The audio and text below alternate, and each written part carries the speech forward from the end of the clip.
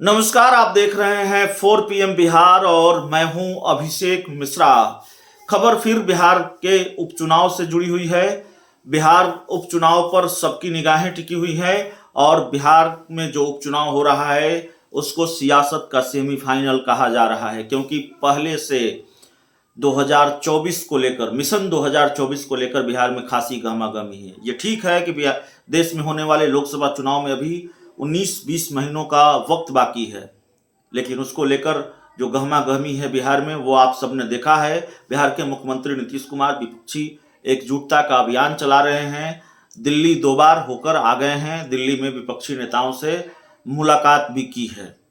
तो ऐसी स्थिति और परिस्थिति में, और खासकर जब बिहार में सत्ता का समीकरण बदला है, तब इस उपचुनाव पर सबकी निगाहें टिकी हुई हैं कि आखिरकार इस उपचुनाव में होगा क्या। होगा वही जो होते आया है या फिर कुछ अप्रत्याशित भी हो सकता है। सत्ता का समीकरण बदला है तो उस बदलाव का कुछ असर भी उस उपचुनाव पर होगा। इसीलिए उपचुनाव पर सबकी नजरें टिकी हुई है और इस उपचुनाव को लेकर एक के बाद एक कई बड़ी खबरें आ रही हैं। तो बिहार में होने वाले 2 सीटों पर, मोकामा और गोपालगंज उपचुनाव को लेकर हम एक और बड़ी जानकारी, एक और बड़ी खबर देने जा रहे हैं। आप जानते हैं हमने भी पूरी नजर बनाकर रखी है और 4 PM के दर्शकों तक इस उपचुनाव की एक एक खबर हम आपको पहुंचा रहे हैं, एक एक जानकारी पहुंचा रहे हैं। तो जानकारी वीआईपी पार्टी को लेकर है। वीआईपी पार्टी के जो सर्वे सर्वा हैं, कर्ता धर्ता हैं, मुकेश सहनी, उनको लेकर है। मुकेश सहनी ने इस उपचुनाव को लेकर ऐलान किया था कि उनके पास उम्मीदवारों की लिस्ट है और उनको इस उपचुनाव के लिए किसी के साथ गठबंधन की जरूरत नहीं है। वो मोकामा और गोपालगंज दोनों ही सीटों पर अपने उम्मीदवार उतारेंगे। इसके लिए उनको किसी साथी की जरूरत नहीं है, किसी गठबंधन की जरूरत नहीं है। और कई लोगों के नाम सामने आए हैं, कई लोगों ने संपर्क किया है और पार्टी भी मोकामा और गोपालगंज में तैयारी कर रही है। जल्द ही उम्मीदवार के नाम का ऐलान होगा। ये बयान था मुकेश सहनी का, लेकिन मुकेश सहनी ने अपने फैसले से चौंकाया है, जो अंदर खाने से जानकारी निकलकर सामने आ रही है। मुकेश सहनी ने उपचुनाव को लेकर फैसला तो लिया है, लेकिन वो फैसला नहीं लिया है जिसका ऐलान उन्होंने किया था या जिसकी उम्मीद सबको थी। उम्मीद से इतर मुकेश सहनी ने फैसला लिया है। बोचहां में उपचुनाव था, उन्होंने अपने उम्मीदवार उतारे। ये ठीक है कि वो चुनाव हार गए, लेकिन बीजेपी को हराने के लिए उन्होंने अपने उम्मीदवार को भी मैदान में उतारा और बीजेपी जब हारी तो मिठाइयां बांटी।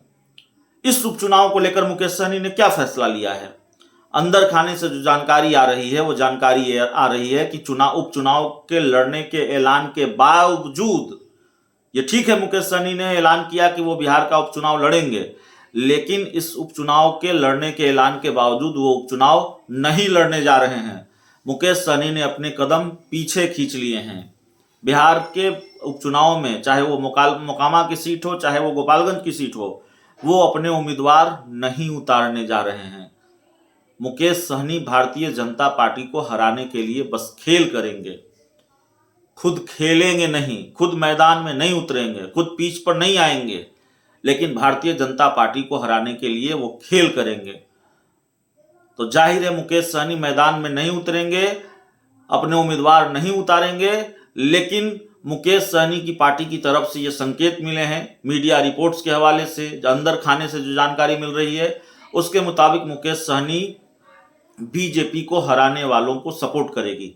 तो जाहिर है बिहार में दोनों सीटों पर लड़ाई एनडीए और महागठबंधन के बीच है। हालांकि गोपालगंज में लड़ाई त्रिकोणीय है, क्योंकि वहां साधु यादव मैदान में है, उनकी पत्नी इंदिरा यादव मैदान में है बसपा के टिकट पर, और साधु यादव 2020 के विधानसभा चुनाव में दूसरे नंबर पर रहे थे। तो गोपालगंज में मुकाबला त्रिकोणीय है। तो मुकेश सहनी बीजेपी के हराने वालों की मदद करेंगे। तो क्या यह माना जाए कि गोपालगंज में साधु यादव चूंकि दूसरे नंबर पर रहे थे, गोपालगंज में उन्होंने साधु यादव को सपोर्ट कर दिया है या करेंगे, और मोकामा में उन्होंने आरजेडी को सपोर्ट कर दिया है या करेंगे? तो ये बड़ा फैसला है। मुकेश सहनी का चुनाव नहीं लड़ेंगे, उपचुनाव नहीं लड़ेंगे, लेकिन भारतीय जनता पार्टी को जो हराता हुआ दिखेगा उसको सपोर्ट करेंगे, उसके साथ हैं।